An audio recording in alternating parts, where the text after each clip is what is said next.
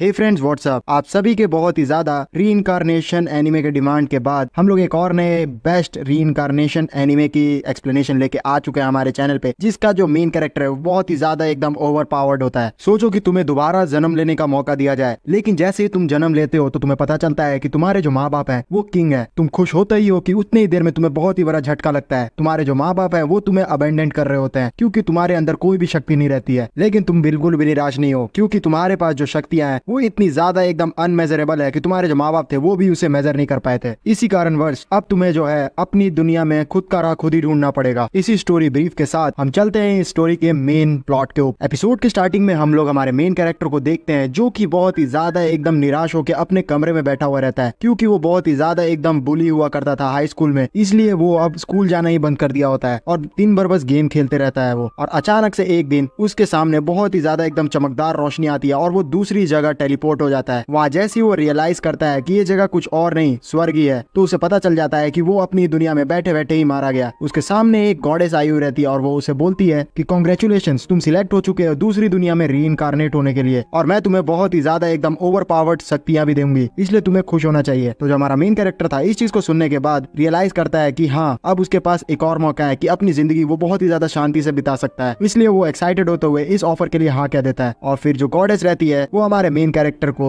Teleport कर देती है दूसरी दुनिया में। फिर हमें दूसरी दुनिया दिखाई जाती है जहाँ पे जो हमारा मेन कैरेक्टर हारुतो रहता है वो पैदा हो चुका होता है और वो बहुत ही ज्यादा एकदम छोटे बच्चे के रूप में अपना शरीर को एनालाइज कर ही रहा होता है कि उसे पता चलता है कि उसके सामने और कोई नहीं इस पूरे संसार के किंग बैठे हैं और उसे पता चल जाता है कि ये किंग और कोई नहीं उसके पापा हैं। और वो बहुत ही ज्यादा खुश हो जाता है कि इस दुनिया में वो बहुत ही ज्यादा एकदम ताकतवर बन के एक किंग का बेटा आया है। उसको जो फादर रहते हैं वो भी बहुत ही ज्यादा खुश होते हैं हारुतो को देख के और बोलते हैं कि ये सच में हमारा जो बेटा है वो बहुत ही ज्यादा ताकतवर होगा क्योंकि ये मेरी और क्वीन से मिलकर बना है। और वो फिर अपने बेटे की ताकत को मेजर करने के लिए एक ऑर्ब लेके आते हैं, लेकिन जैसे ही उस ऑर्ब पे अपना जो मेन कैरेक्टर था वो हाथ रखता है तो वो और बहुत ही ज्यादा एकदम कम शक्ति दिखाता है हमारे मेन कैरेक्टर की 02, जिसे देख के जो किंग था वो बहुत ही ज्यादा निराश हो जाता है। और उसकी जो क्वीन थी वो बोलती है कि अगर लोगों को पता चला कि हम दोनों का जो बेटा है वो इतना ज्यादा कमजोर है तो लोग हमारा मजाक उड़ाएंगे, इसलिए हमें इसे फेंक देना चाहिए। और किंग भी इसके लिए हाँ कह देता है। इसी के साथ जो हमारा मेन कैरेक्टर था वो पैदा होते ही अबेंडेंट कर दिया जाता है एक जंगल के अंदर। इस तरीके से अबेंडेंट हो जाने के बाद जो हमारा मेन कैरेक्टर था वो बहुत ही ज्यादा एकदम उदास हो जाता है और वो कोशिश करता है अपने शरीर को हिलाने की, लेकिन वो बहुत ही ज्यादा छोटा बच्चा था इसलिए वो कर नहीं पा रहा होता है कुछ भी। तो उसे याद आता है कि उसके पास तो बैरियर मैजिक की भी ताकत है, तो वो अपने इमेजिनेशन का यूज करते हुए बहुत सारे जो बैरियर्स थे उसे क्रिएट करने की कोशिश करने लगता है और फाइनली वो एक बहुत ही अच्छा बैरियर क्रिएट कर लेता है जिसे वो अपने चारों तरफ बना लेता है। फिर बैरियर की शक्ति को कंट्रोल करने के बाद जो हमारा मेन कैरेक्टर था वो आसमान में भी उड़ने लग जाता है और वो बहुत ही ज्यादा एंजॉय कर रहा होता है। उतनी ही देर में पीछे से एक वुल्फ आके हमारे मेन कैरेक्टर को काटने की कोशिश करने लग जाती है, लेकिन जो हमारा मेन कैरेक्टर था उसके पास बैरियर की शक्ति थी जिसके कारण वो वुल्फ उसे काट नहीं पाती है और हमारा मेन कैरेक्टर बहुत ही ज्यादा गुस्सा हो जाता है। तो वो अपने बैरियर की शक्ति को यूज करते हुए उस वुल्फ के ऊपर बहुत ही ज्यादा एकदम डैमेज देना शुरू कर देता है। वुल्फ बहुत ही ज्यादा एकदम डैमेज तो ले रही होती है लेकिन हार नहीं मान रही होती है, जिसपे जो एमसी था वो बहुत ही ज्यादा एकदम तगड़े तगड़े बैरियर मैजिक का यूज करते हुए वुल्फ के ऊपर मारना शुरू कर देता है। और जैसे ही जो एमसी था वो बहुत ही ज्यादा एकदम बड़ा एरिया को उठा के सीधा वुल्फ के ऊपर फेंक रहा होता है, तो जो वो वुल्फ थी वो डर जाती है और वो सीधा सरेंडर कर देती है। और वुल्फ को इस तरीके से बात करते हुए देख के जो एमसी था वो भी शॉक्ड हो जाता है और बोलता है कि ये वुल्फ बात कर सकती है। फिर एमसी उसके सामने जाता है जहाँ पे वो वुल्फ बोलती है कि तुम बहुत ही ज्यादा एकदम एक्स्ट्रा ऑर्डिनरी हो, मैं तो तुम्हें बस इसलिए खाना चाहती थी ताकि मैं अपने माना रिकवर कर सकूं। जो मेन कैरेक्टर था वो भी बात करना चाह रहा होता है वुल्फ से, लेकिन वो बात नहीं कर पा रहा होता है। फिर उसे याद आता है कि हाँ, वो बैरियर मैजिक का यूज करके अपने अंदर एक वोकल कॉर्ड भी बना सकता है और वो ऐसा ही करता है। उस मैजिक को यूज करने के बाद जो 6 महीने का बच्चा था, 6 महीने भी नहीं, जस्ट अभी जो पैदा हुआ बच्चा था, वो भी बोलने लग जाता है। तो वुल्फ देख के इस चीज को शॉक्ड हो जाती है और बोलती है कि तुम बोल भी सकते हो, ऐसा कैसे हो सकता है, तुम कहीं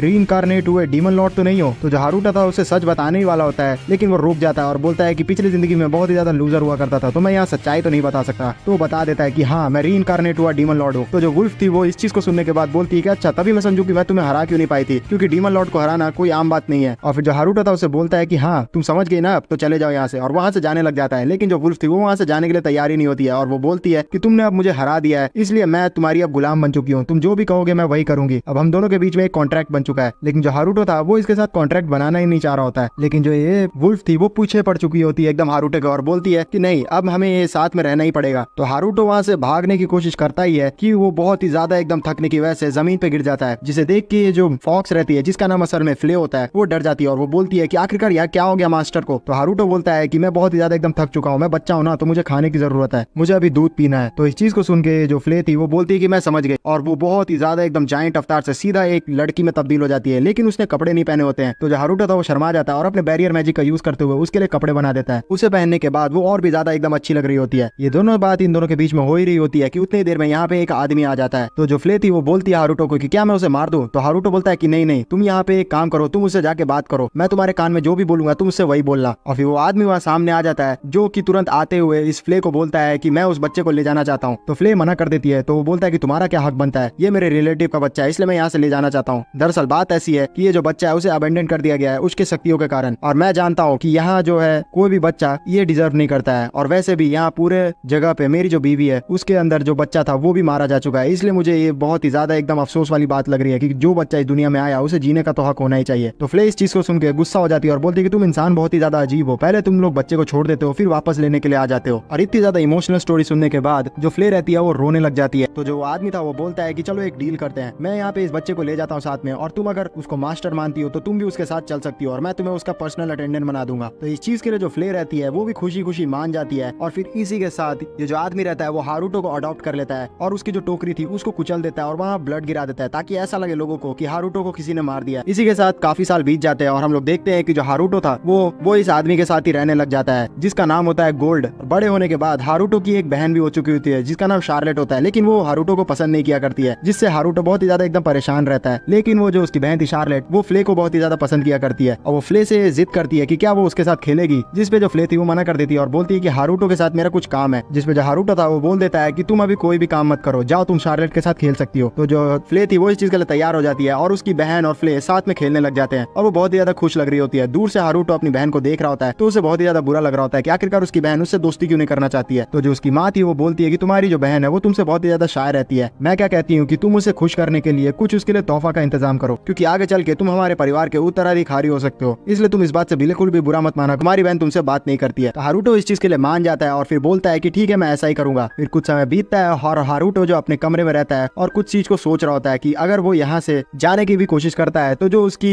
फैमिली है वो उसे जाने नहीं देती है, लेकिन आगे चल के मुझे इस घर को छोड़ के पढ़ने के लिए जाना तो होगा ही। लेकिन मैं इस चीज से सोचता हूँ कि अगर मैं यहाँ से जाऊंगा तो जो फ्ले है वो भी यहाँ से जाएगी, जिसपे जो उसकी बहन शार्लेट है वो बहुत ही ज्यादा बुरा मान जाएगी। लेकिन मैं कितना भी समझा लूं जो फ्ले है वो मेरे साथ ही रहना चाहती है, अब मैं क्या करूं, वरना ये जो शार्लेट है मेरी बहन वो मेरे से बहुत ही ज्यादा एकदम नफरत कर लेगी और मैं ऐसा चाहता नहीं हूँ। और इस चीज को सोचने के कारण जो हारुतो था वो अपना एक क्लोन बना लेता है ताकि वो यहाँ से चला भी जाए और घर वालों को पता भी ना चले। और ये सारी बातें वो सोच ही रहा होता है कि उतनी देर में जो उसके फादर रहते हैं वो उसे बाहर बुला लेते हैं और बाहर पहुंचने के बाद जो उसके फादर थे वो बोलते हैं कि हारुतो मैं जानता हूँ कि तुम्हारा जो माना लेवल है वो बहुत ज्यादा कमजोर है, लेकिन तुमने कभी भी सोचा है कि तुम्हारा इंटरेस्ट कहाँ पे है? तो जो हारुतो था वो बोलता है कि हाँ मेरा इंटरेस्ट एंशिएंट मैजिक पे है, जिसे सुन के जो उसके फादर थे वो खुश हो जाते हैं और वो बोलते हैं कि मुझे लगा नहीं था कि तुम अपने कमरे में बैठ के कुछ काम की भी चीज किया करते हो, मुझे लगता था कि तुम बस टाइम पास करते रहते हो, लेकिन मैं तुम्हें बता दूं कि यहाँ पे सिर्फ ये सारी चीजें सोच के नहीं होगा कुछ भी, तुम्हें अगर स्ट्रॉन्ग बनना है तो तुम्हें तलवारबाजी भी आनी चाहिए। और फिर वो हारुतो को तलवारबाजी के लिए ट्रेन करने के लिए उसे तलवार दे देते हैं और फिर इन दोनों के बीच फाइट होना शुरू होता है। और जो हारुतो था वो मन में सोचता है कि मेरे जो डैड है वो बहुत ही ज्यादा जाबाज योद्धा में से माने जाते हैं इस पूरे किंगडम में और उनसे जीतना बहुत ही ज्यादा मुश्किल है, लेकिन फिर भी मैं अपने चारों तरफ जो एक बैरियर है उसे बना लेता हूँ जिससे मैं बहुत ही ज्यादा एकदम स्ट्रॉन्ग बन जाऊंगा। और फिर ये बैरियर को बनाने के बाद वो अपने फादर पे हमला करता है, जिसको जो उसके फादर थे वो डॉच कर लेते हैं और जो हारुतो था वो एक जगह जाके गिर जाता है और उसकी तलवार टूट जाती है। उस तलवार को देखने के बाद हारुतो बोलता है कि अरे यार मैंने तलवार पे तो बैरियर लगाना भूल ही गया था। लेकिन जो उसके डैड थे वो तो ये देख के शौक थे कि आखिरकार जो हारुतो है वो कितना ज्यादा एकदम फास्ट है। फिर जो हारुतो के फादर रहते हैं वो हारुतो के ऊपर एक दूसरा अटैक करते हैं और उसे बोलते हैं कि तुम इस अटैक को डॉच करो, जिसको डॉच करते हुए जो हारुतो था वो बहुत ही ज्यादा एकदम ओपी तरीके से आसमान में कूद जाता है और जमीन पे आता है और बोलता है कि देखा मैंने डॉच कर लिया। लेकिन उसको जो फादर थे वो मन में सोचते हैं कि ये जो अटैक था उसे तो सिर्फ लेवल 30 के ऊपर के वॉरियर्स ही डॉच कर सकते हैं, आखिरकार हारुतो ने ऐसे कैसे कर लिया। हारुतो को भी पता नहीं होता है कि आखिरकार उसने ऐसा कैसे कर लिया। वो हमेशा से सोचा करता था कि उसके पास जो शक्ति है वो बहुत ही ज्यादा एकदम कम है, वो उम्मीद में रहता था कि कभी तो उसका जो माना लेवल है वो बढ़ेगा, लेकिन कभी भी ऐसा नहीं होता था। तो जिसके फादर थे वो बोलते हैं कि चलो कोई बात नहीं, मुझे लगता है कि ये बस एक तुक्का ही होगा। और फिर इन दोनों के बीच में फिर से ट्रेनिंग होना शुरू हो जाती है, जिसे पीछे से जो बहन थी इसकी वो भी देख रही होती है। फिर कुछ देर बीत जाता है और जो हारुतो के डैड रहते हैं वो अपने कमरे में बैठे हुए रहते हैं, जहाँ पे जो उनकी वाइफ थी वो उनसे पूछती है कि आखिरकार आजकल आप क्या कर रहे हैं। तो जो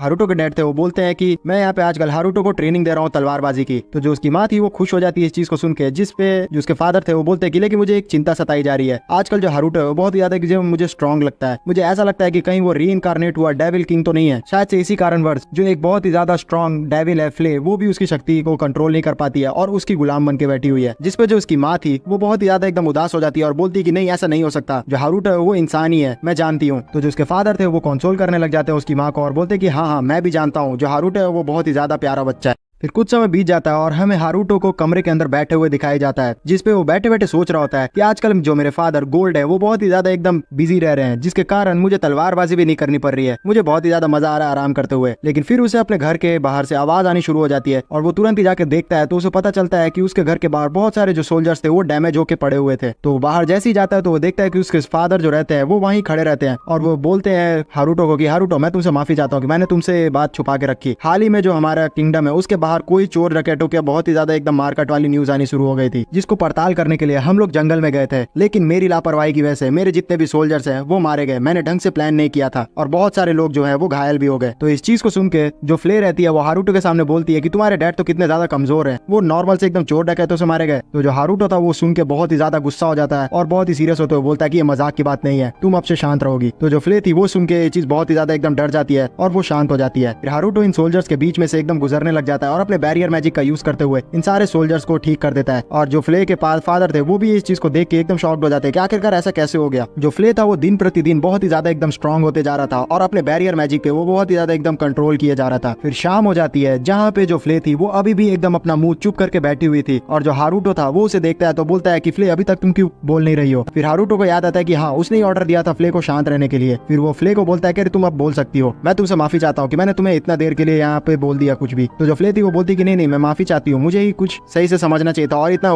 बुरा भला नहीं बोलना चाहिए था। फिर ये जो दोनों थे वो कमरे से निकलते हुए अपने छत की तरफ आ जाते हैं, जहाँ पे छत पे पहुंचने के बाद जो हारूटो था वो पूरे जगह का मुआयना लेना शुरू कर देता है जहाँ पे बैंडिट्स आए हुए हैं और वो बोलता है कि हमें वक्त रहते ही उन बैंडिट्स को सबक सिखाना होगा। फिर थोड़ा बहुत जांच पड़ताल करने के बाद हारूटो को पता चल जाता है कि वो बैंडिट्स आखिरकार किस जंगल में छुपे हुए हैं और उसे देखने के बाद जो हारूटो था वो फ्ले को बोलता है कि चलो अब हम लोग को वहाँ पे जाके उन्हें मजा चखाना होगा। फिर ये दोनों उड़ते हुए वहाँ पे जाना शुरू कर देते हैं। दूसरी तरफ हम लोग देखते हैं कि जो शार्लेट थी वो भी अपने खिड़की में से रात के समय अपने भाई को और फ्ले को जाते हुए देख रही होती है। थोड़ी देर बाद जो फ्ले और हारूटो रहते हैं वो पहुंच जाते हैं उन बैंडिट्स के एरिया में और वहां पहुंचने के बाद से जो हारूटो था वो एकदम आक्रामक हो जाता है। वो जाती है उन बैंडिट्स को जो लीडर रहता है और सारे जो ग्रुप मेंबर्स रहते हैं उन सभी को अपने बैरियर मैजिक से फ्रीज कर देता है और उन्हें बोलता है कि मैं तुमसे कुछ सवाल पूछूंगा, तुम्हें उसका सही से जवाब देना वरना मैं तुम्हें खत्म कर दूंगा। जिसमें जो एक आदमी रहता है वो बोलता है कि तुम मजाक तो नहीं कर रहे हो। तो जो हारूटो था वो अपने बैरियर मैजिक का यूज करते हुए उसे एकदम जोर से पटक देता है और ये सारे लोग उसे देख के बहुत ही ज्यादा एकदम डर जाते हैं और वो तैयार हो जाते हैं एक एक सवाल का जवाब देने के लिए। फिर हारूटो बहुत सारे सवाल पूछता है उन सभी से, जिसमें से एक ये भी सवाल था कि आखिरकार वो लोग कहाँ से आए हैं। तो वो लोग बताते हैं कि वो लोग असल में कोई बैंडिट्स नहीं है, वो असल में दूसरे किंगडम के सोल्जर्स हैं जो कि यहाँ पे आके कोल्ड वॉर करवाना चाहते थे, इसलिए वो लोग यहाँ पे आके बहुत सारे लोगों को मार रहे हैं। तो जो हारूटो था वो बोलता है कि हमारे किंगडम में घुसते हुए तुम लोग को सोल्जर्स नहीं मिले, तुम लोग को तो अभी यहाँ पे घुसना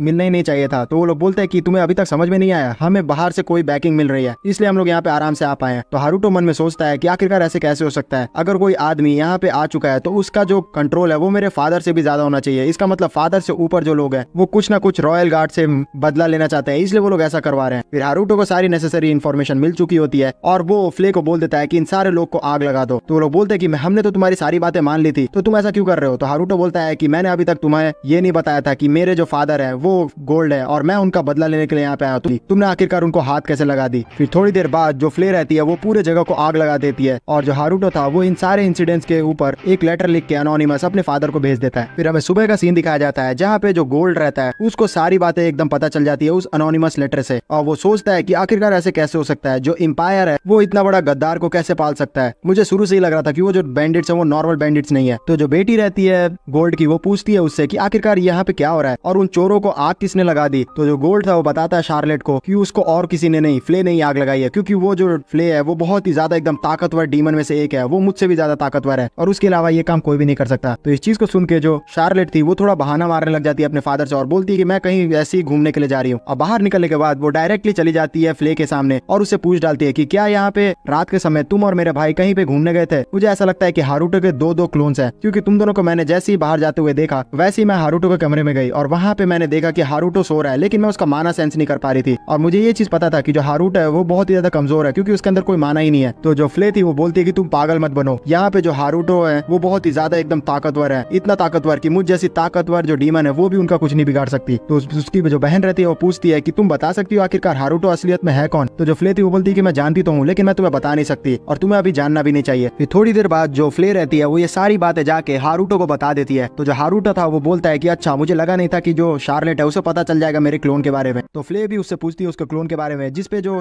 हारूटो था उसे शांत करवा देता है और फिर वो बोलता है कि अब मुझे यहाँ पे जो शार्लेट है उसके ऊपर पूरा तरीके से मॉनिटर करना पड़ेगा कि वो कहाँ रहती है, कहाँ जाती है, तभी जाके मैं जान पाऊंगा कि वो मेरा कहीं पीछा तो नहीं कर रही है। इसी के साथ हमें बहुत सारा दिन दिखाया जाता है जिसपे हर दिन जो शार्लेट थी वो पीछा कर रही होती है हारुतो का और उसके ऊपर जासूसी कर रही होती है और हारुतो इस चीज से परेशान हो रहा होता है। लेकिन जैसे ही हारुतो कोशिश करता है जब भी शार्लेट से बात करने की, तो जो शार्लेट थी वो बहुत ही ज्यादा एकदम शर्मा के यहाँ से भाग जाती है, जिसकी वजह से हारुतो बहुत ही ज्यादा एकदम इरिटेट होने लग जाता है। फिर एक समय की बात होती है जब ये सारे जो फैमिली मेंबर रहते हैं वो डिनर कर रहे होते हैं, जहाँ पे जो गोल्ड रहता है वो हारुतो को बताता है कि तुम्हारी जो मदर और बहन है वो अभी किसी ट्रिप के कारण किंगडम में जा रही है। तो जो हारुतो था वो बोलता है कि तुम्हारी सिक्योरिटी के लिए हम लोग फ्ले को लेके जा सकते हैं, जिसपे जो उसकी मदर थी वो बोलती है कि मैंने फ्ले को तो बहुत दिन से नहीं देखा यार। तो जो हारुतो था उसे याद आता है कि अच्छा हाँ, उसने तो फ्ले को भेजा हुआ है किंगडम के बॉर्डर्स पे मॉन्स्टर्स को मारने के लिए, ताकि वो इस पूरे किंगडम पे हमला ना कर सके। फिर कुछ समय बीत जाता है और हम लोग देखते हैं कि जो हारुतो की मदर और सिस्टर रहती है वो निकल चुकी होती है किंगडम के सफर के लिए, और जो हारुतो था वो लेट के इस चीज को देख ही रहा होता है कि उसे तुरंत ही पता चलता है कि अचानक से जो उसकी माँ और बहन है उस पे किसी लोगों ने हमला कर दिया और उसके सारे जो गार्ड्स थे उसे खत्म कर दिया है। और जो हारुतो की मदर थी वो उसकी बहन को बचाने के लिए बहुत ही ज्यादा एकदम स्ट्रगल कर रही होती है। एक जो अटैक रहता है वो जाके उनके पैर पे भी लग जाता है, लेकिन अचानक से जो हारुतो था वो अपने बैरियर मैजिक का यूज करते हुए अपनी बहन को गाइड करने लग जाता है कि कहाँ उसे जाना चाहिए। तो जो उसकी बहन थी वो भी समझ जाती है सारा प्लान और फिर अपनी मदर को बताने लग जाते हैं कि उन्हें कहाँ कहाँ जाना चाहिए, जिसपे जो उसकी मदर थी वो भी शॉक्ड हो जाती है कि आखिरकार यहाँ पे शार्लेट को कैसे पता चल जा रहा है इस पूरे लोकेशन के बारे में। लेकिन वो उसकी बात सुनती है और एक जगह पे पहुंच जाती है जहाँ पे नीचे खाई रहता है, लेकिन जो शार्लेट थी वो बोलती है अपनी मदर को कि आप इसके नीचे कूद जाइए। तो जो उसकी मदर थी वो भी उसकी बात सुन जाती है और वो सीधा कूद जाती है नीचे। वहाँ पे पहुंचने के बाद जो शार्लेट थी वो बोलती है मदर को कि अब हम लोग बस पहुंच ही गए, आपको आगे जाते रहना चाहिए और वहाँ पे छुपने के लिए हमें एक जगह मिल जाएगी। और ऐसा ही उसकी मदद करती है और आगे जैसे ही जाती है तो वो देखती है कि गुफा आ चुकी है और वहाँ अंदर जाने के बाद जो उसकी मदर थी वो शार्लेट को बैठा देती है एक जगह पे और बोलती है कि अब मैं जा रही हूँ यहाँ से। तो जो शार्लेट थी वो बोलती है कि आपको क्या लगता है ये जो हमारी हेल्प है वो कौन कर रहा है। तो उसकी मदर बोलती है कि ये पक्का हीरो ऑफ जस्टिस का काम है। जो हीरो ऑफ जस्टिस रहता है वो बहुत ही ज्यादा एकदम अच्छे लोगों की जान बचाया करता है और वो बहुत ही ज्यादा ताकतवर होता है। तो ये बोलने के बाद उसकी मदर बाहर निकल जाती है और उन बैंडिट से लड़ने के लिए तैयार होती है, लेकिन वो समझ जाते हैं कि इन बैंडिट से वो बिल्कुल भी नहीं लड़ पाएगी, इसलिए वो अपने आप की जान लेने ही वाली होती है कि हारुतो उसी समय वहाँ पे आ जाता है और फिर अपने ताकत का यूज करते हुए अपनी माँ को बेहोश कर देता है। और वो बहुत ही ज्यादा एकदम गुस्सा हो चुका होता है। ये बोलता है वो कि मैं सच में बहुत ही ज्यादा एकदम निराश हूँ इन सारे इंसिडेंट्स को लेके, तुम सभी को मैं बिल्कुल भी नहीं छोड़ूंगा। और वो एक एक करके सारे जो लोग मारने के लिए आए थे उसकी बहन और माँ को, उन सभी को बहुत ही ज्यादा एकदम धूल चटा देता है और फिर चला जाता है अपनी बहन के पास और फिर उसे बोलता है कि मैं तुम्हारी माँ को यहाँ पे बचा के ले आया हूँ। और ये चीज बोलने के बाद वो अपनी माँ को रख के यहाँ से भागने लग जाता है। तो जो उसकी बहन थी वो समझ जाती है कि और कोई नहीं हारुतो ही है और वो हारुतो का नाम पुकारती है और उसे बोलती है कि हारुतो क्या तुम हीरो ऑफ जस्टिस हो। तो जो हारुतो था इस बकवास की बातों को सुन के मन में सोचता है कि क्या ये मेरे को हीरो ऑफ जस्टिस मानती है, अगर ऐसा ही है तो मैं इसका भ्रम को नहीं तोड़ूंगा, और वो इस चीज के लिए हाँ बोल देता है। तो जो उसकी बहन थी वो बहुत ज्यादा एकदम खुश हो जाती है इस चीज को सुन के और बोलती है कि तुम तो सच में बहुत ही ज्यादा एकदम ताकतवर हो। तो जो हारुतो था उसे बोलता है कि क्या तुम इस चीज को सीक्रेट रख सकती हो, जिसपे जो उसकी बहन थी वो तैयार हो जाती है। फिर हारुतो यहाँ से चला जाता है और अपने घर पहुंच जाता है जहाँ पे जो उसके डैड गोल्ड रहते हैं उन्हें सारी चीज की रिपोर्ट मिलता है, जिसे सुन के वो थोड़ा एकदम चैन की सांस लेते हैं और बोलते हैं कि तुम्हें क्या लगता है यहाँ पे वो जो आदमी था वो अपने आप को छुपाना चाहता है जिसने उनकी जान बचाई है, मैं सच में उसे थैंक्स कहना चाहता हूँ लेकिन मुझे समझ नहीं आ रहा कि मैं ऐसा कैसे कर सकता हूँ। तो जो हारुतो था वो बोलता है अपने डैड को कि मुझे लगता है कि वो जो हीरो ऑफ जस्टिस है वो असल में अपने आप को लो ही रखना चाहता है और जब तक हम लोग अच्छा काम करेंगे तब तक वो हमारी हिफाजत करेगा। और इन बातों में जो हारुतो था उसके मुंह से इंपीरियल सोल्जर्स का नाम निकल जाता है, जिसे सुन के जो उसके डैड थे वो बोलते हैं कि आखिरकार तुम्हें कैसे पता चला कि इन सभी पे हमला इंपीरियल सोल्जर्स ने किया था। तो जो हारुतो था इस चीज को एकदम पर्दा डालने लग जाता है और बोलता है कि अरे मैंने तो तुक्का मारा, क्या मैं सच हूँ। तो जो उसके डैड थे वो मन में सोचता है कि ये बच्चा मुझे बिल्कुल भी बच्चा नहीं लगता, इसके अंदर बहुत ही ज्यादा एकदम दिमाग है। उतनी ही देर में यहाँ पे जो हारुतो की मॉम थी वो आ जाती है शार्लेट को लेते हुए और उनके साथ फ्ले भी रहती है। इन सभी को देखने के बाद जो हारुतो का डैड रहते हैं वो बहुत ज्यादा एकदम इमोशनल होते हुए इन सभी को हक कर लेते हैं और बोलते हैं कि मैं सच में तुम्हें बहुत ही ज्यादा एकदम मिस किया था। लेकिन जो शार्लेट रहती है वो तुरंत ही एकदम अजीब सा रिएक्ट करती है और जाके हारुतो को हक कर लेती है, जिसे देख के जो इसके मॉम डैड थे वो बहुत ज्यादा खुश होते हैं कि जो शार्लेट है अब अपने भाई को पसंद करने लग गई है। लेकिन जो फ्ले रहती है इस चीज को देख कर गुस्सा हो जाती है और बोलती है कि मेरे मास्टर से दूर हट जाओ, और ये सारे लोग इस चीज को देख के हंसने लग जाते हैं।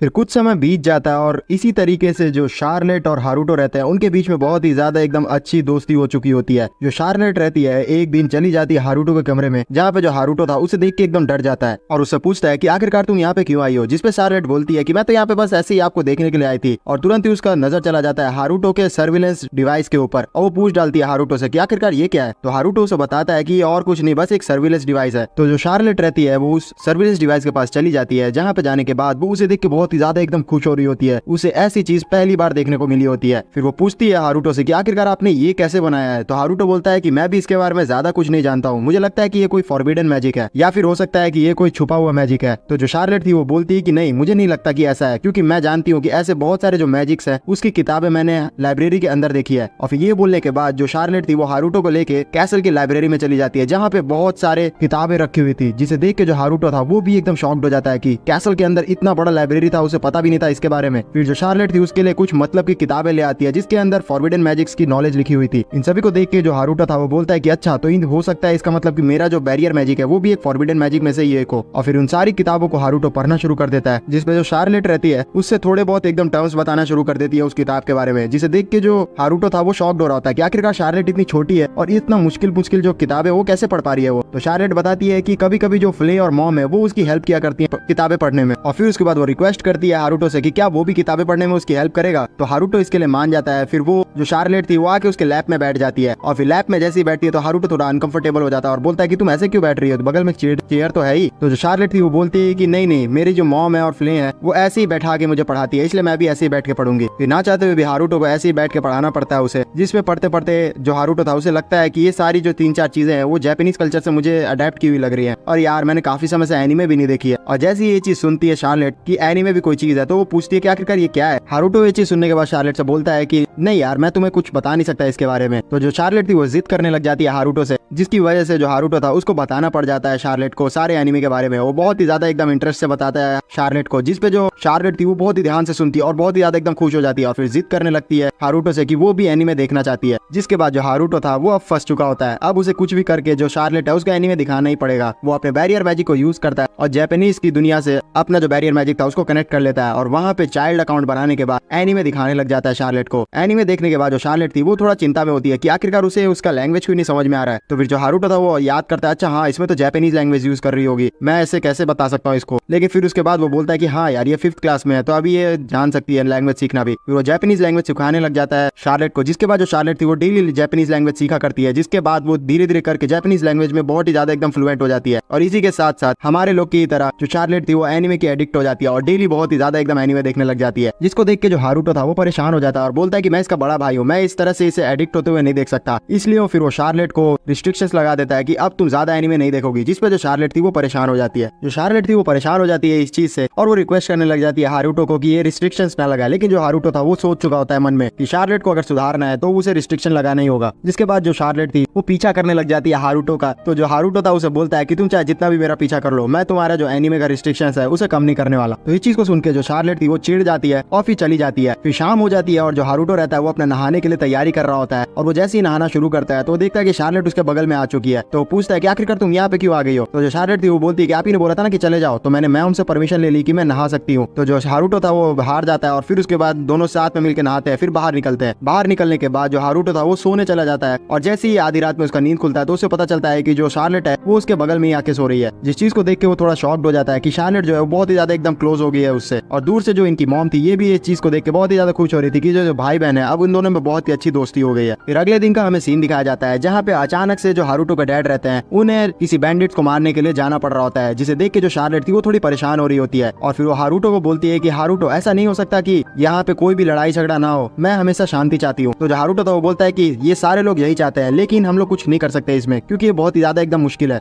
जो शार्लेट थी वो जिद करने लग जाती है हारुतो से कि हारुतो, तुम तो बहुत ही ज्यादा स्ट्रॉन्ग हो, तुम जाके वहाँ पे जाके हमारे डैड को बचा नहीं सकते हो। तो जो हारुतो था फिर बोलता है कि अच्छा ऐसी बात है, चलो ठीक है, मैं तैयार हो जाता हूँ। फिर हारुतो को मजबूरन तैयार होना पड़ता है, और जो शार्लेट थी उसे जिद करने लग जाती है पावर रेंजर वाला एकदम ट्रांसफॉर्म करने के लिए, क्योंकि वो एक सुपर हीरो था। तो जो हारुतो था उसको ये बात माननी पड़ती है। शार्लेट के जिद को देखते हुए जो हारुतो था वो ट्रांसफॉर्म करने के लिए तैयार हो जाता है, और फिर वो एकदम ऑसम ट्रांसफॉर्मेशन करते हुए एक लंबा सा लड़का बन जाता है और अपने आप को पूरी तरीके से ढक लेता है। इस चीज को देख के जो शार्लेट थी वो बहुत ज्यादा एकदम खुश हो जाती है, और वो जिद करने लगती है हारुतो को कि वो भी उसको अपने साथ लेके चले। लेकिन हारुतो उसको मना कर देता है और बोलता है कि वहाँ पे बहुत ही ज्यादा खतरा है, इसलिए मैं चाहता हूँ कि तुम दूर से ही सर्विलेंस कैमरा से सारे गतिविधियां देखती रहो। फिर जो हारुतो रहता है वो चला जाता है उसी जगह पे जहाँ पे वो बैंडिट्स आए हुए रहते हैं, और वहाँ पहुंचने पहुंचने के बाद जो हारुतो था वो अपने बैरियर मैजिक का यूज करते हुए उन बैंडिट्स को तुरंत ही पकड़ लेता है। लेकिन फिर वो सोचता है कि जो शार्लेट है वो उसे एक्शन में देखना चाहती है, इसलिए फिर वो नीचे चले जाता है और फिर बैंडिट से झगड़ा करने के लिए तैयार हो जाता है। जो बैंडिट्स रहते हैं उन्हें समझ ही नहीं आ रहा होता है कि आखिरकार ये कौन है, और वो लड़ने के लिए तैयार होते ही हैं हारुतो के साथ। लेकिन जो हारुतो था वो तुरंत ही उन सभी को धूल चटा देता है और वहाँ पे बहुत ही बुरी तरीके से एकदम मार लगाता है। थोड़ी देर में वो जो सारे बैंडिट्स थे वो हारुतो से हार जाते हैं और हारुतो भी इस चीज को देख के थोड़ा शॉक्ड होता है। कुछ देर बाद वहाँ पे सारे सोल्जर्स आ जाते हैं और फिर उसके बाद ये सारा दृश्य देखने के बाद वो लोग भी एकदम शॉक्ड होते हैं कि आखिरकार इन सारे बैंडिट्स को मार किसने दिया। वहाँ पे जो हारुतो के डैड रहते हैं वो भी पहुंच चुके होते हैं और वो हारुतो को देख लेते हैं और फिर बोलते हैं कि आखिरकार तुम कौन हो। तो जो हारुतो था उसके पास कोई जवाब ही नहीं था, तो वो बोलता है कि मैंने अभी तक अपना नाम सोचा नहीं है। तो जो हारुतो के डैड थे वो बोलते कि ये बड़ा ही अजीब सा नाम है, वैसे क्या तुम वही तो नहीं हो जिसने मेरी कुछ समय पहले पत्नी की जान बचाई थी। तो जो हारुतो था वो बोलता है कि मुझे याद नहीं, मैं ऐसे ही काम करते रहता हूँ। तो जो उसके डैड थे उससे पूछते हैं कि आखिरकार तुम्हारा मकसद क्या है, ये तो बता दो। तो हारुतो बोलता है कि मैं बस इस दुनिया में जस्टिस लाना चाहता हूँ, मैं हूँ हीरो ऑफ जस्टिस। और इस चीज को बोल के जो हारुतो था वो भी शर्मा जाता है और फिर यहाँ से उड़ के चला जाता है। और घर पे आने के बाद वो बहुत ही ज्यादा एकदम थक चुका होता है, लेकिन जो शार्लेट रहती है वो उसका पूरा का पूरा एक्शन देख के बहुत ही ज्यादा एकदम खुश हो रही होती है और उसे एकदम कॉन्ग्रेचुलेट कर रही होती है। फिर इसी तरीके से जो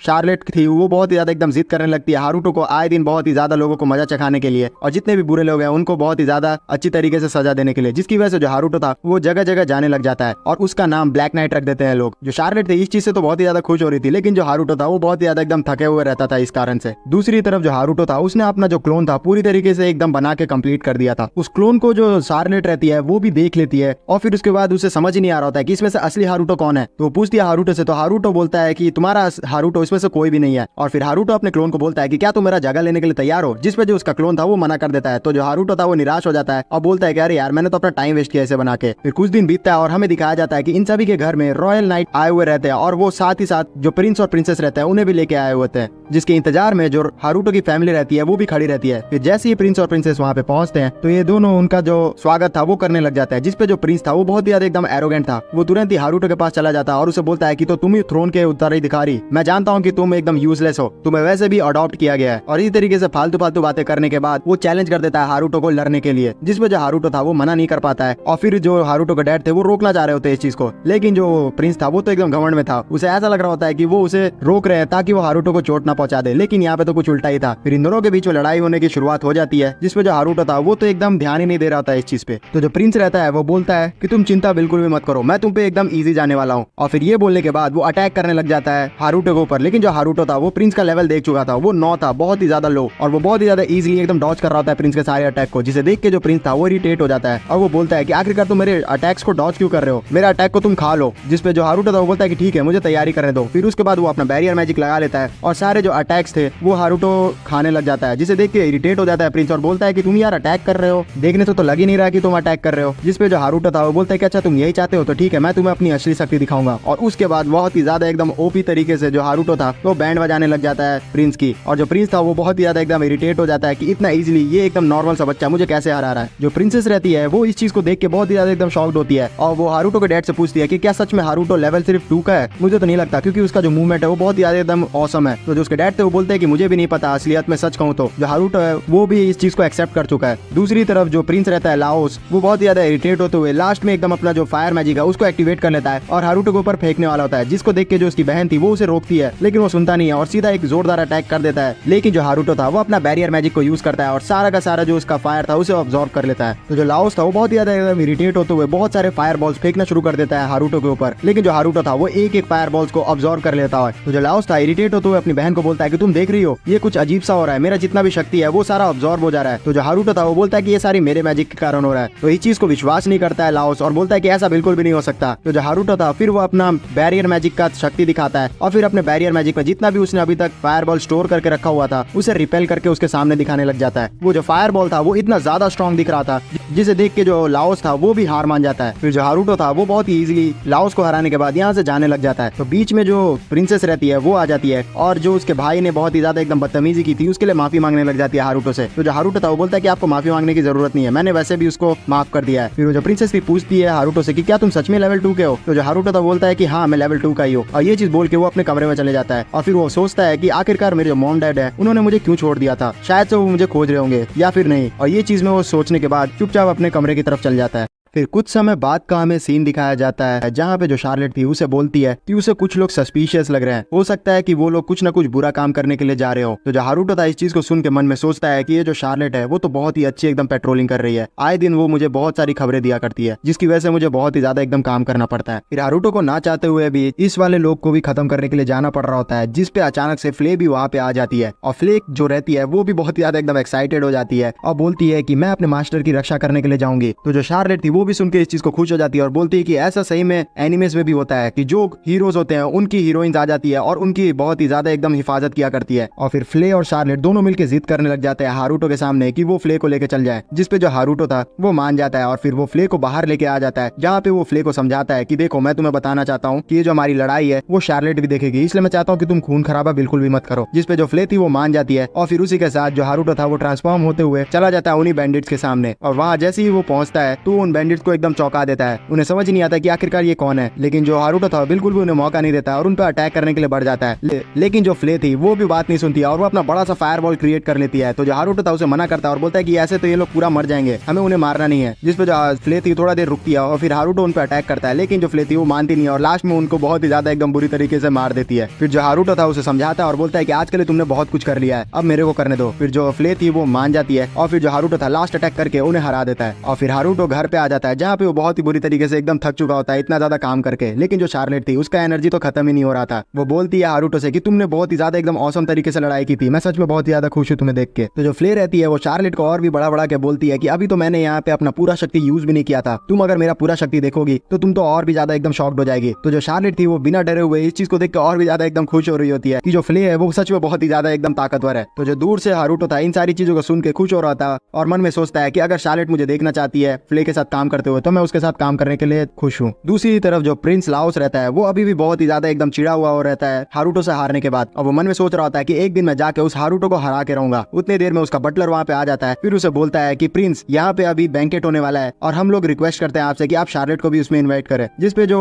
प्रिंस था वो मना कर देता है कि मैं उसे इन्वाइट बिल्कुल भी नहीं करने वाला। तो जो बटलर था उसे जिद करने लग जाता है और बोलता है कि ये किंग की सलामती के लिए है, जिसपे उसे मानना पड़ता है और फिर शार्लेट को वो इन्वाइट कर लेता है। फिर कुछ समय बाद का हमें सीन दिखाया जाता है जहाँ पे जो शार्लेट रहती है उस बैंकेट से आ चुकी होती है और वहाँ से वो बहुत ही ज्यादा एकदम टेस्टी टेस्टी खाना लेके आई रहती है हारुतो के लिए। और फिर वो हारुतो को खाना देखने के बाद बहुत ही ज्यादा एकदम खुश हो रही होती है और जो हारुतो था वो खाने लग जाता है। उतनी ही देर में जो हारुतो का क्लोन था वो उसके पीछे आ जाता है और बहुत ही ज्यादा एकदम अजीब से उसकी तरफ देखता है। जिसपे जो हारुतो था उससे पूछ डालता है कि आखिरकार क्या हो गया तुम्हें। तो जो उसका क्लोन था उसे बोलता है कि तुम्हें पता नहीं है तुम्हारे चक्कर में मुझे कितना ज्यादा एकदम अजीब तरीके से जगह पे जाना पड़ता है, मैं बहुत ही ज्यादा एकदम परेशान हो चुका हूँ। और ये चीज बोलने के बाद वो थका हुआ एकदम बेड पे जाके गिर जाता है। तो जो हारुतो था अपने क्लोन को देख के बोलता है कि सच में बहुत ही ज्यादा एकदम बेकार है, ये तो मेरे बिल्कुल भी काम का नहीं आ रहा। फिर जो शार्लेट रहती है वो हारुतो को बताती है कि जो प्रिंस है उसने मुझे कल इन्वाइट किया अपने साथ आने के लिए। तो जो हारुतो था उसे थोड़ा बहुत एकदम शक लगने लग जाता है, जिसपे वो बोलता है कि अच्छा ठीक है चलो मैं तुम्हारे साथ चलूंगा उसमें। फिर रात के समय में जो हारुतो था वो जगह का निगरानी करने लग जाता है, जिससे वो जो शार्लेट है उसकी सिक्योरिटी का ध्यान रख सके। और उसी जगह का निगरानी करते हुए उसे पता चलता है कि कुछ लोग ऐसे हैं जो कि अजीब सा समनिंग मैजिक कर रहे होते हैं। हारुतो इस चीज को देखने के बाद समझ जाता है कि ये जो समनर्स है वो कल के लिए उसके लिए मुसीबत पैदा कर सकते हैं, इसलिए वो तुरंत ही अपने आप को ट्रांसफॉर्म करके उनके सामने चला जाता है। और वो जो समनर्स थे जैसे ही देखते हैं कि एक अजीब सा आदमी यहाँ पे आ चुका है तो वो उससे पूछते हैं कि आखिरकार तुम कौन हो। लेकिन जो हारुतो था वो बोलता है कि मैं यहाँ पे बकवास करने के लिए नहीं आया हूँ और उन सभी पे एकदम अटैक करने के लिए तैयार हो जाता है और देखते ही देखते सारे समनर्स को वो हरा देता है। जिसपे जो उन समनर्स का लीडर था वो लास्ट में अपना लास्ट मैजिक करता है और उस समनिंग मैजिक से बहुत सारे जो स्केलेटन सोल्जर्स रहता है उन्हें समन कर लेता है। जिसे देख के जो हारुतो था वो खुश हो जाता है और बोलता है कि मैंने वीडियो गेम्स में आज तक सिर्फ स्केलेटन्स के जो सोल्जर्स है उन्हें देखा है, सामने से तो ये लोग सच में बहुत ही ज्यादा एकदम ओपी लगते हैं। और फिर हारुतो उन सभी को एकदम हराना शुरू कर देता है। लेकिन वो जो स्केलेटन्स मॉन्स्टर थे वो हारने के बाद भी दोबारा से अपने आप को ठीक कर ले रहे थे, जिसकी वजह से जो हारुतो था वो एकदम बहुत ही ज्यादा इरिटेट होने लग जाता है और एक जगह जाके वो फंस जाता है अपना बैरियर मैजिक लगा के। लेकिन फिर हारुतो कुछ नोटिस करता है कि ये जितने भी स्केलेटन सोल्जर्स है उनके हार्ट में कुछ एक अजीब सी लाइट जल रही है। और फिर थोड़ी देर बाद जो स्केलेटन्स रहते हैं वो अजीब सा एकदम उनके ऊपर असर होने लग जाता है और वो हारुतो को छोड़ के उन्हीं समनर्स के ऊपर अटैक करने लग जाते हैं। जिसे देख के जो उनका लीडर रहता है वो इरिटेट हो जाता है और फिर एक बड़ा सा जो गोलेम रहता है वहाँ पे एकदम समन कर देता है। और वो जो गोलम था देखते देखते सारे जो स्केलेटन सोल्जर्स थे उन सभी को चकनाचूर कर देता है। गोलम को देखने के बाद जो हारुतो था वो और भी ज्यादा एकदम एक्साइटेड हो जाता है और वो खुश होते हुए देख रहा होता है कि ये तो गोलम सच में बहुत ही ज्यादा एकदम ताकतवर है। और फिर वो जो गोलम था वो हारुतो के ऊपर अटैक करने लग जाता है और हारुतो भी उससे लड़ने लग जाता है। कुछ देर बाद जो वो गोलेम रहता है वो भारी पड़ने लग जाता है हारुतो के ऊपर। तो जो हारुतो था वो बोलता है कि लगता है मैंने अपना डिफेंस कुछ ज्यादा ही कमजोर कर लिया है। और फिर हारुतो अपना जो बैरियर मैजिक था उसको यूज करते हुए एक तेजी से जो पत्थर रहता है उस गोलेम के सीने पे गाड़ देता है, जिसकी वजह से जो गोलेम था उसके ऊपर जो भी मैजिक हुआ था वो ओवरराइट हो जाता है और वो गोलेम हारुतो की बात मानने लग जाता है और इन सारे समनर्स के ऊपर अटैक करने लग जाता है।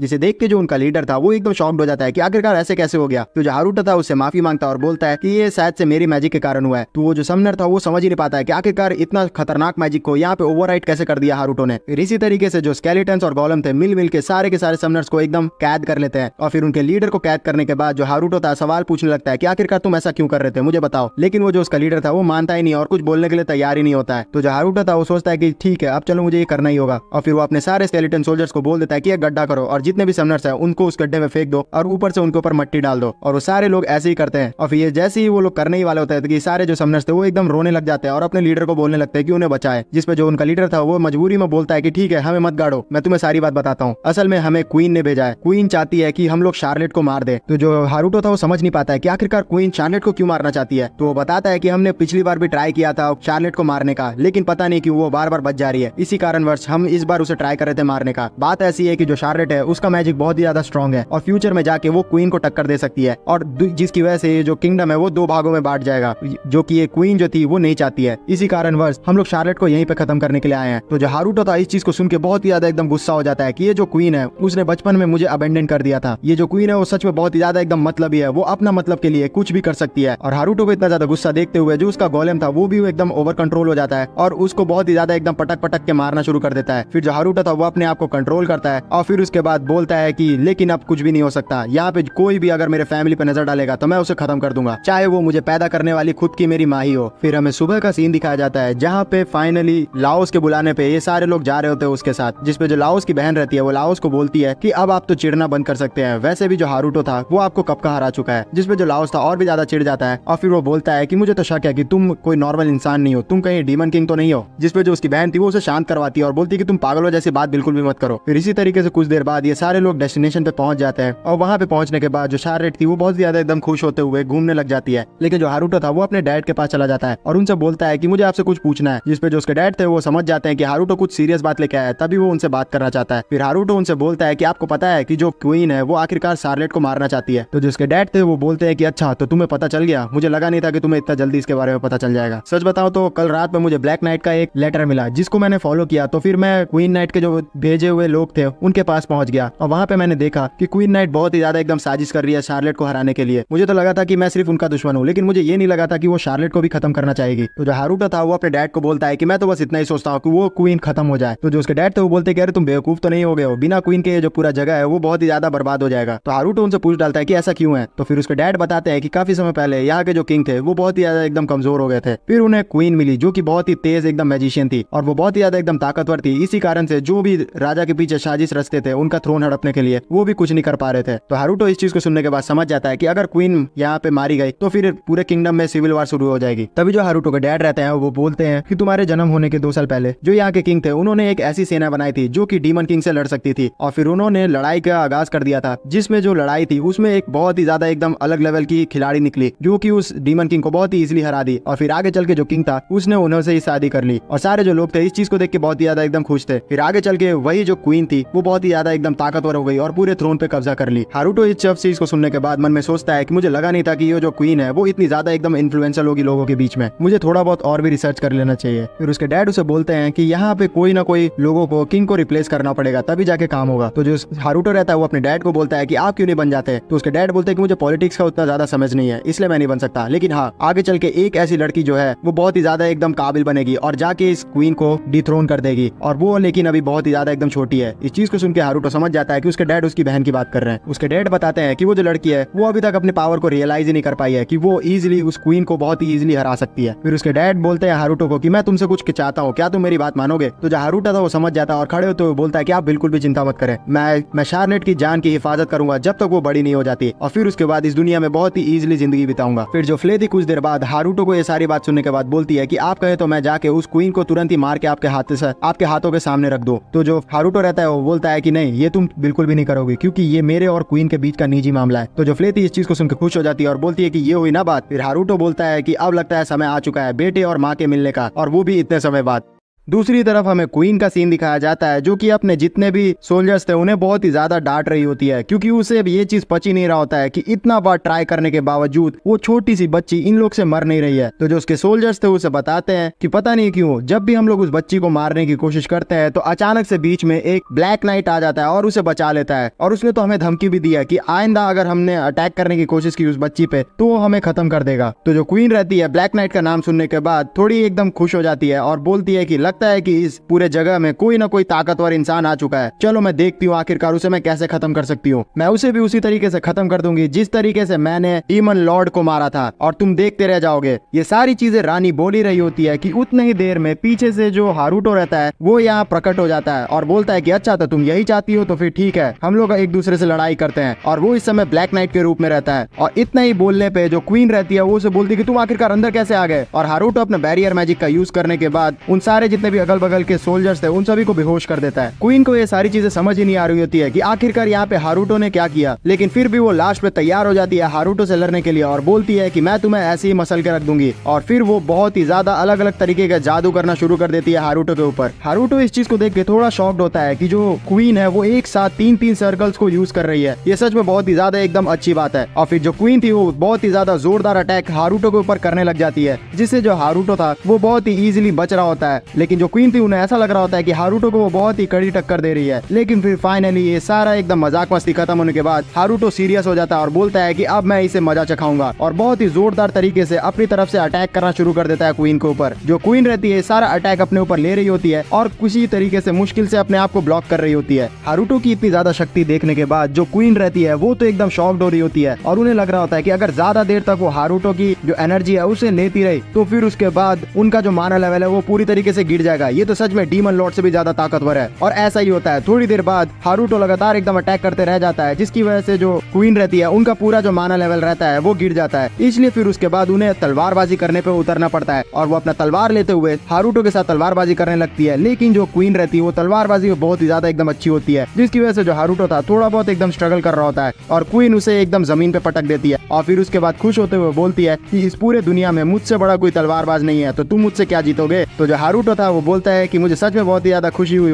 कि यहाँ पे अभी मैं बहुत ही ज्यादा ताकतवर तलवारबाज से लड़ रहा हूँ। और ये चीज बोलने की देरी थी कि जो हारूटो था वो अपनी असली शक्ति दिखाता है और जोर से एकदम पटक देता है रानी को दूसरी तरफ। फिर जो हारूटो था तुरंत ही अपना मैजिक का यूज करते हुए एक जो स्लेव कॉलर था उस रानी के गले में बांध देता है। जो रानी रहती है उसे समझ ही नहीं आ रहा होता है कि आखिरकार यहाँ पे क्या हो रहा है। तो वो उस हारूटो से पूछती है कि यहाँ पे तुमने क्या किया मेरे साथ। तो जो हारूटो था उन्हें बताता है कि ये स्लेव कॉलर है, अगर तुमने कुछ भी थोड़ा बहुत इसको छूने की भी कोशिश की तो ये तुम्हारा गर्दन उड़ा देगा। तो जो रानी थी चीज सुन के डर जाती है और उस स्लेव कॉलर को टच करना छोड़ देती है। फिर जो हारूटो था उन्हें बताता है कि मैं तुम्हें यहाँ पे क्लियर कर रहा हूँ, अगर तुमने जेनफिश फैमिली पे आज के बाद कोई भी नजर डाली तो फिर उसके बाद तुम्हें ये जो कॉलर है वो तुरंत ही खत्म कर देगा, इसलिए मेरी बात को बिल्कुल भी एकदम मजाक में मत लेना। और ये चीज बोलने के बाद जो हारूटो था यहाँ से चला जाता है, और जो रानी थी वो जैसे ही रियलाइज करती है कि अब वो एक गुलाम बन गई है तो बहुत ही जोरों से एकदम रोना शुरू कर देती है। और दूसरी तरफ जो हारूटो था वो बाहर निकल जाता है इस कैसल से, जिसमें जो उसके साथ फ्ले आई हुई थी उसका तारीफ कर रही होती है कि आपने तो बिल्कुल भी एकदम अच्छी तरीके से इस रानी को बिना मारे समझा दिया। तो जो हारूटो था वो बोलता है कि हाँ अभी तक तो मैंने यहाँ मामला संभाल लिया, लेकिन आगे का मुझे पता नहीं। इसी के साथ 5 साल बीत जाते हैं और एक भी कोई भी जो स्टेप था रानी नहीं उठाती है, क्योंकि उसके पास स्लेव कॉलर लगा हुआ था। अब जो हारूटो और शार्लेट थे वो भी बहुत ही ज्यादा बड़े हो चुके थे। जो हारूटो और शार्लेट और फ्ले रहते हैं वो आपस में ऐसी बर्फ में मस्ती कर रहे होते हैं, जिसपे अचानक से जो शार्लेट रहती है वो कान में आके हारूटो को बोलती है कि तुम क्या मेरा कहा हुआ एक बात मानोगे। तो हारूटो मना नहीं कर पाता है, इसलिए उसको बात माननी पड़ती है और कुछ अजीब अजीब सी चीजें शार्लेट हारूटो को करने के लिए बोलती है। तो हारूटो उसी को फॉलो करते हुए एक अजीब सा मैजिक यूज करता है और उसके लिए उसे बहुत ही ज्यादा अजीब अजीब से स्टेप्स भी करने पड़ रहे होते हैं, तो वो शर्मा भी रहा होता है। फिर ये सारे स्टेप करने के बाद वो जोरदार एकदम अटैक जमीन पे कर देता है, जिसके वजह से जो आसपास का जितना भी बर्फ था वो तो पिघल ही जाता है और साथ ही साथ जमीन पे बहुत ही बड़ा एकदम गड्ढा हो जाता है। इस अटैक को देख के जो हारूटो था वो भी एकदम शॉक्ड हो चुका होता है। उतनी देर में वहाँ पे इन दोनों के मम्मी पापा आ जाते हैं, जो कि जैसे ही देखते हैं कि ये इतना बड़ा अटैक यहाँ आसपास हो गया तो वो पूछते हैं इन लोग से कि आखिरकार ये किसने किया। और वो हारूटो के कान में जाके बताती है कि तुम ऐसा करो कि बीच में यहाँ पे ब्लैक नाइट को बुला लो, जिससे इन लोगों को कुछ पता नहीं चलेगा। तो जो हारूटो था वो ऐसा ही करता है और यहाँ पे एक ब्लैक नाइट के क्लोन को बुला लेता है, जो कि बहुत ही ज्यादा अजीब सी हरकतें करके यहाँ से उड़ जाता है। इसी वजह से जो इनके मॉम डैड थे उन्हें पता नहीं चल पाता है कि ये हरकत असल में हारूटो ने की है। फिर जो हारूटो रहता है वो अपने डैड से पूछता है कि डैड क्या आजकल के कुछ समय में आपको लग रहा है कि जो क्वीन है वो कुछ गलत स्टेप उठा रही है शार्लेट के लिए। तो जो उसके डैड थे वो बोलते हैं कि नहीं, मैंने इन 5 सालों में अभी तक कोई भी हरकत करते हुए नहीं देखा क्वीन को, वो बहुत ही ज्यादा एकदम शांत हो गई है। लोग तो ऐसा भी कहते हैं कि क्वीन ने अजीब सा एकदम स्लीव कॉलर पहनना शुरू कर दिया है और वो हमेशा अपने कमरे के अंदर ही बंद रहती है। पहले तो लोगों को लगा था कि वो एक फैशन के तौर पे इसे पहन रही है, लेकिन बाद में लोगों को लगा कि ये उसे किसी ने पहनाया है। इन सारी बातों को सुन के जो हारूटो था वो थोड़ी चैन की सांस लेता है और बोलता है कि अच्छी बात है, जो क्वीन है वो अब थोड़ी बहुत शांत है, तो हम लोग आराम से अपना जिंदगी जीता सकते हैं। और ये चीज बोल के वो यहाँ से निकलना शुरू कर देता है, लेकिन जो उसके डैड थे उसे टोकते हैं और बोलते हैं कि हे, तुम अभी कहाँ जा रहे हो? मैं तुम्हें बताना चाहता था कि तुम्हें अब रॉयल्टी स्कूल को अटेंड करना पड़ेगा। जैसे ही ये चीज सुनता है जो हारूटो, तो वो बहुत ही ज्यादा एकदम डिप्रेस हो जाता है, क्योंकि पिछली जिंदगी में एक स्कूल ही ऐसी जगह थी जिसे वो बिल्कुल भी पसंद नहीं किया करता था।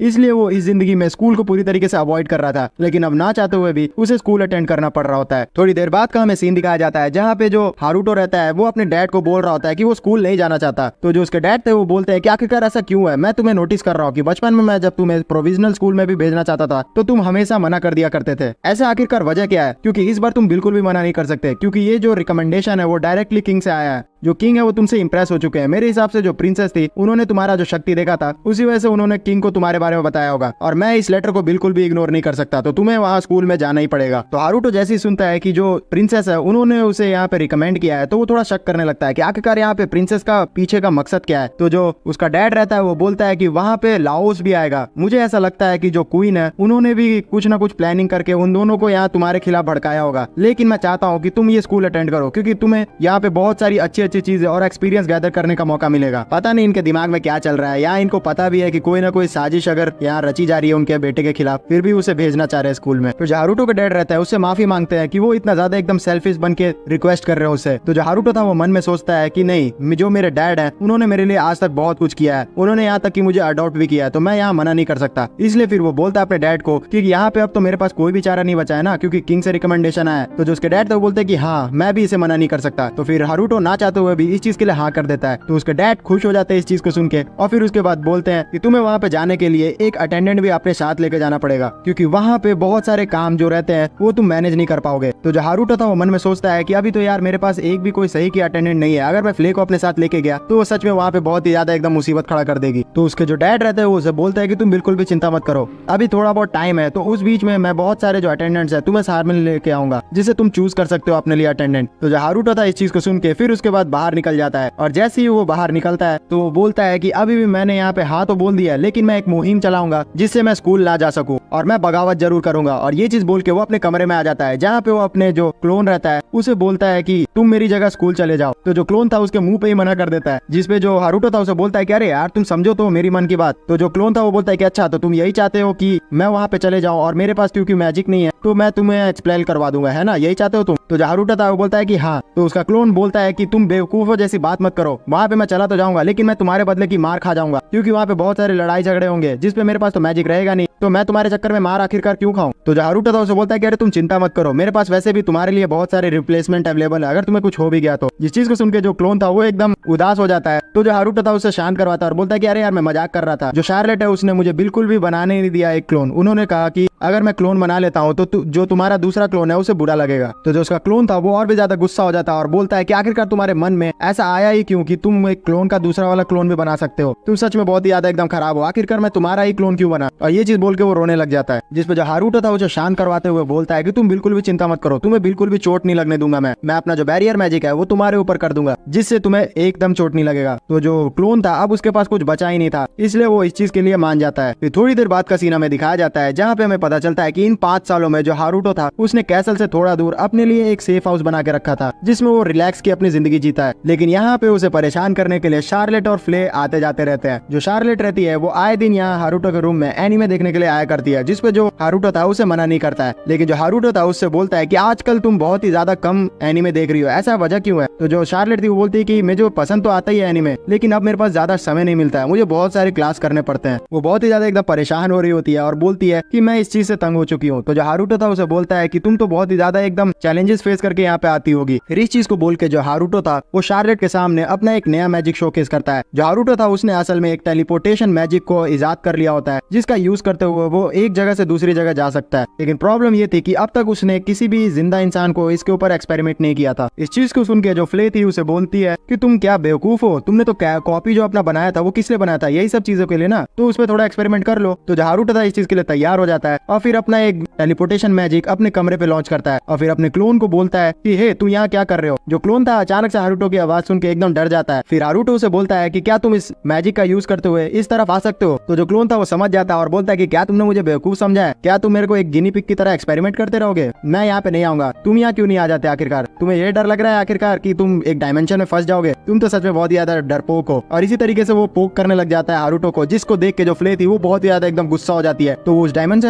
उस डायमेंशन का यूज करते हुए सीधा अंदर घुस जाती है और उस क्लोन को पकड़ के हारुतो की तरफ फेंक देती है। और फिर वापस आने के बाद वो बहुत ही ज्यादा एकदम गुस्सा से देख रही होती है उसकी तरफ, लेकिन जो शार्लेट थी वो उस क्लोन से बहुत ही प्यार से बात करती है, जिसे देख के वो क्लोन थोड़ा खुश होता है। अपने एक्सपेरिमेंट को इस तरीके से सक्सेसफुल होते हुए देख के जो हारुतो था वो थोड़ा खुश हो जाता है और फिर उसके बाद उस मैजिक का यूज करते हुए वो अपने इस घर पे एक गेट बना देता है, जिससे ये लोग डायरेक्ट अपने कैसल से इस घर पे आ सकते हैं। इन सारी चीजों को करने के बाद अचानक से हारुतो को याद आता है कि अरे यार मुझे तो अपना एक अटेंडेंट खोजना था।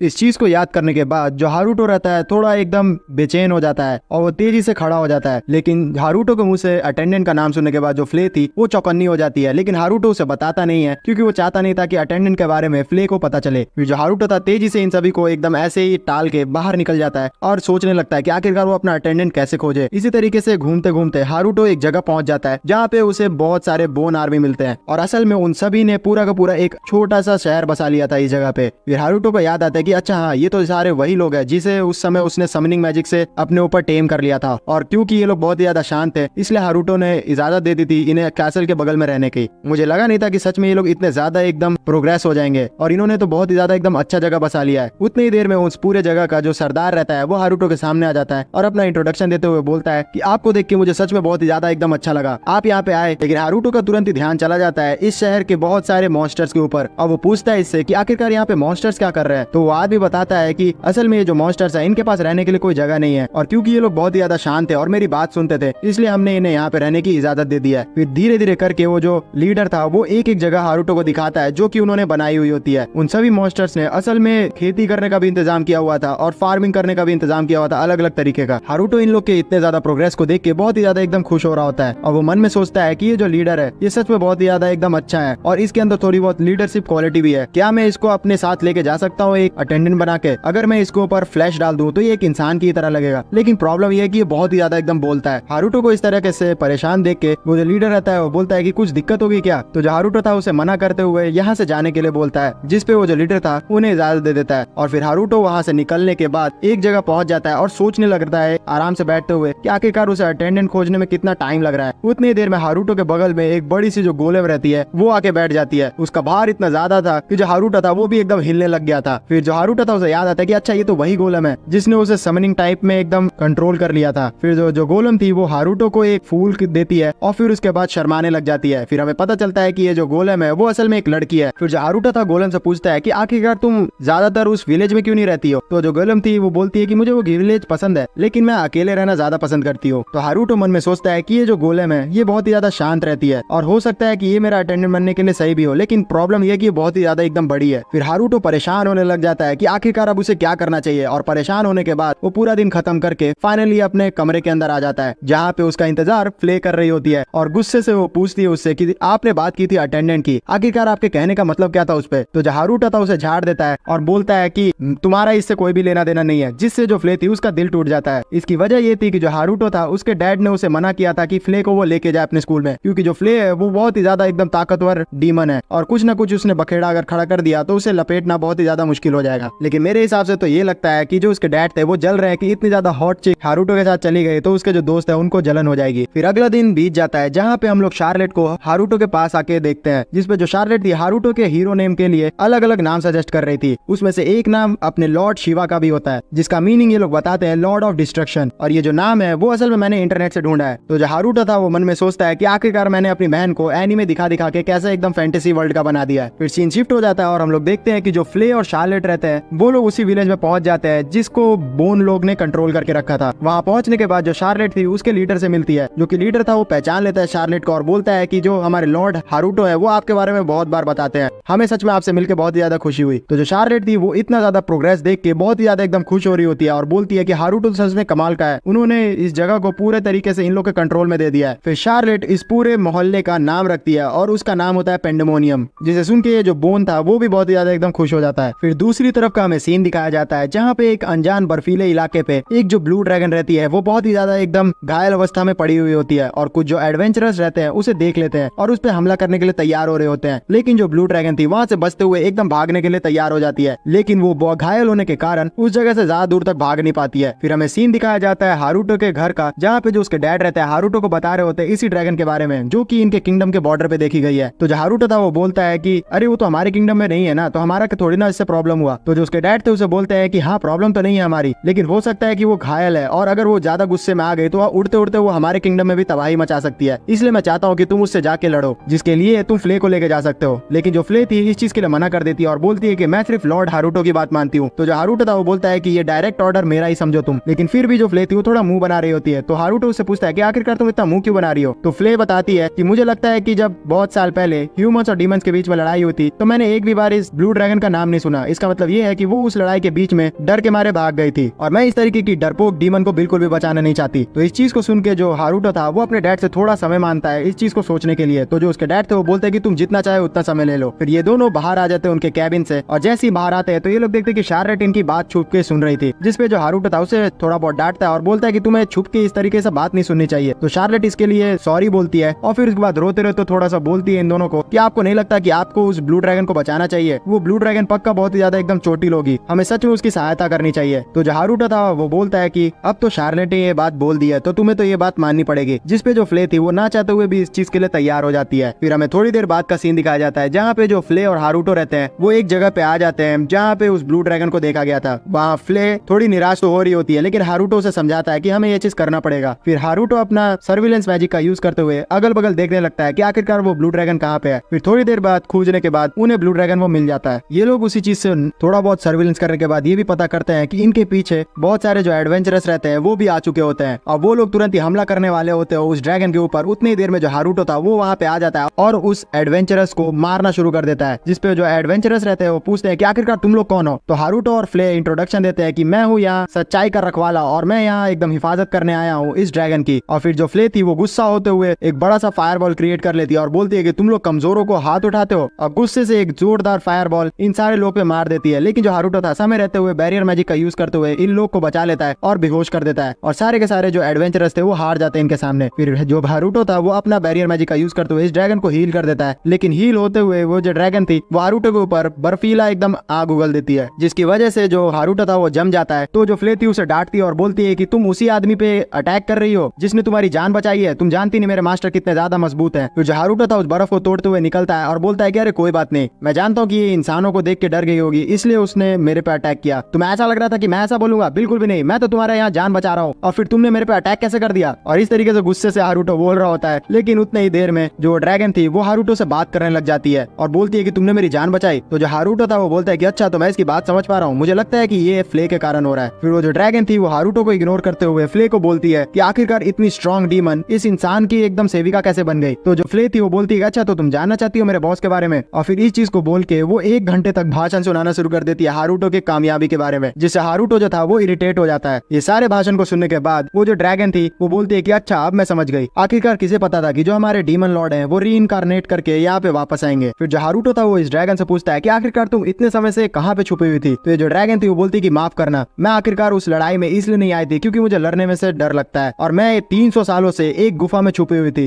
इसी सोच में कि वहाँ पे कोई भी इंसान मुझे खोजेगा नहीं। तो जो हारुतो था इस तरीकों को सुनता है तो वो खुश हो जाता है और बोलता है कि तुम तो मेरी तरह एकदम इंट्रोवर्ट हो, आखिरकार इस 300 सालों में तुमने किया तो किया क्या। तो जो ड्रैगन थी वो बताती है कि पहले तो मैं कुछ समय ऐसे ही लेटे रहती थी, लेकिन एक समय एक एडवेंचरर उस गुफे में आया और एक किताब छोड़ के चला गया। तो फिर खाली समय होने के कारण मैं वो उस किताब को पढ़ने लग गई। उस बुक के पढ़ने के कारण मुझे बहुत ज्यादा एकदम इंटरेस्ट पड़ा, इसी वजह से मैं अपना ह्यूमन फॉर्म लेके इंसानी दुनिया में जाके लाइब्रेरी से बहुत सारी किताबें लाके पढ़ना शुरू कर दी और उस टाइम को यूटिलाइज करते हुए मैंने बहुत ही ज्यादा एकदम ज्ञान अर्जित किया अपने लिए। लेकिन एक समय के बाद बहुत सारे जो एडवेंचरस थे उन्होंने मुझे ढूंढ लिया और फिर उन्होंने मेरे पे अटैक कर दिया और उसमें से एक इंसान ने एक फायर एरो खींच के मेरे ऊपर मारा जो कि पीछे जाके मेरे किताब के बंडल पे जाके लग गया, जिसकी वजह से सारा जितना भी मेरा प्रीसियस किताब था वो पूरी तरीके से एकदम जलने लग गया और मेरे पास कोई भी चारा वहाँ नहीं बचा और मैं उड़ के उस गुफा से भाग गई। इन सारे स्टोरी को सुन के जो फ्ले थी वो एकदम इमोशनल हो जाती है और बोलती है कि मुझे सच में नहीं लगा था कि तुमने इतना ज्यादा सहा है, मैं तुम्हें अलाउ करती हूँ कि तुम पेंडोमोनियम में रह सकते हो। पेंडोमोनियम का नाम सुन के जो हारुतो था वो शॉक्ड होता है और बोलता है कि आखिरकार ये कैसी जगह है। तो जो फ्ले थी उसे बताते कि ये तो आपका दूसरा घर है, आप भूल गए क्या। तो हारुतो बोलता है कि आखिरकार आखिरकार ये नाम किसने रखा है। तो फ्ले बताती है कि ये नाम शार्लेट ने रखा है। तो हारूटो ये सारी बातें समझ जाता है और फिर उसके बाद उस ब्लू ड्रैगन को बोलता है कि हम लोग यहाँ पे आखिरकार आए हैं तुम्हारे को बचाने के लिए और हम तुम्हें शेल्टर देना चाहते हैं। तो जो ब्लू ड्रैगन थी वो इस चीज के लिए तैयार हो जाती है और बोलती है कि हाँ मैंने किताबों में पढ़ा था, इसी को फीलिंग्स कहते हैं ना। और फिर उसके बाद वो हारूटो से अपना कॉन्ट्रैक्ट बनाने लग जाती है और बोलती है कि मैं आपकी सेविका बन के रहूंगी हमेशा के लिए। हारूटो कॉन्ट्रैक्ट जैसे ही बनाता है उस ड्रैगन से तो वो ड्रैगन इंसानी रूप लेना शुरू कर देती है और इससे पहले कि वो बिना कपड़ों के यहाँ पे